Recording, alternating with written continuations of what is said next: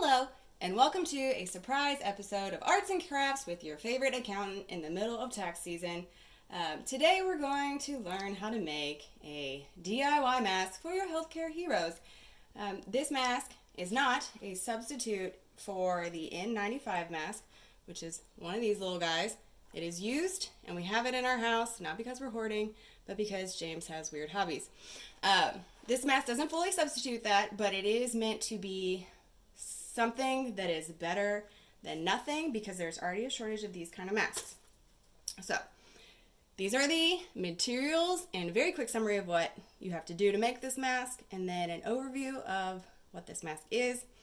So, it has ties that you can tie around your head. Instead of the ties, you can have elastic that you would then loop around your ears.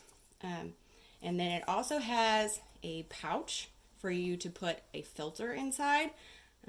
My understanding is a true filter is not a fully DIY project, but I have read that you can use a dryer sheet, which makes me a little bit uncomfortable to say that because I'm not sure if that's true. But you can use a dryer sheet, or you can do fabric interfacing or a true medical filter.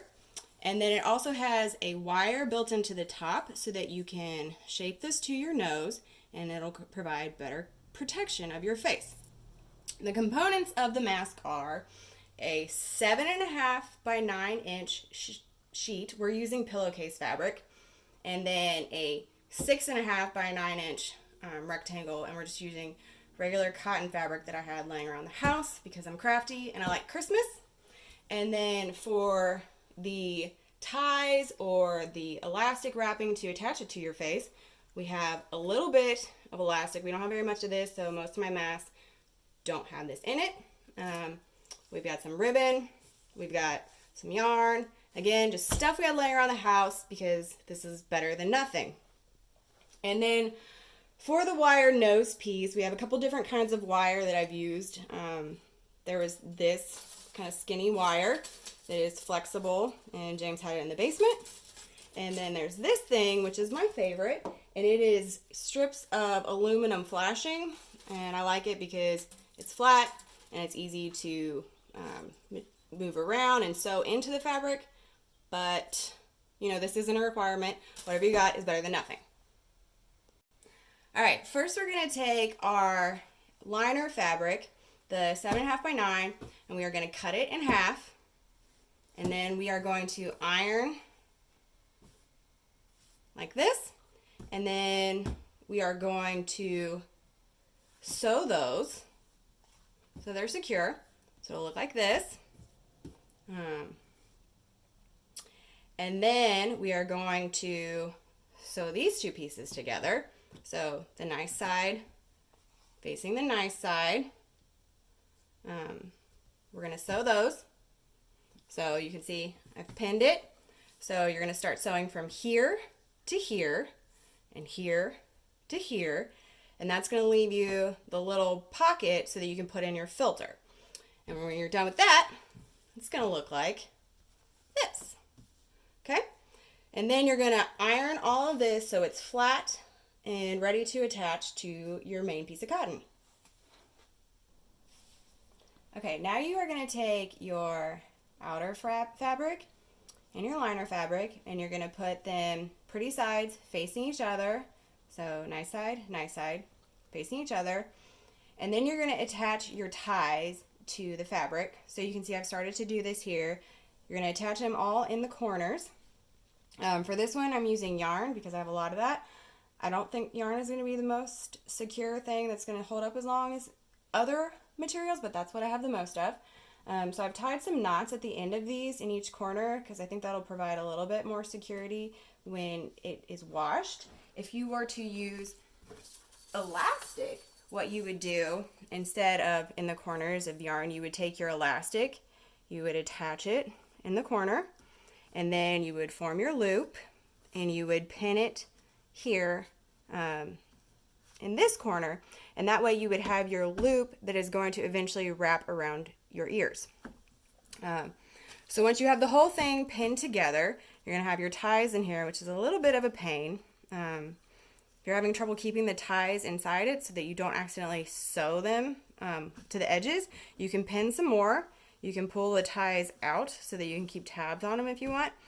But you are going to next sew around the outside of this.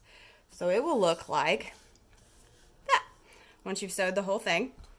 And then you are going to inside out the mask.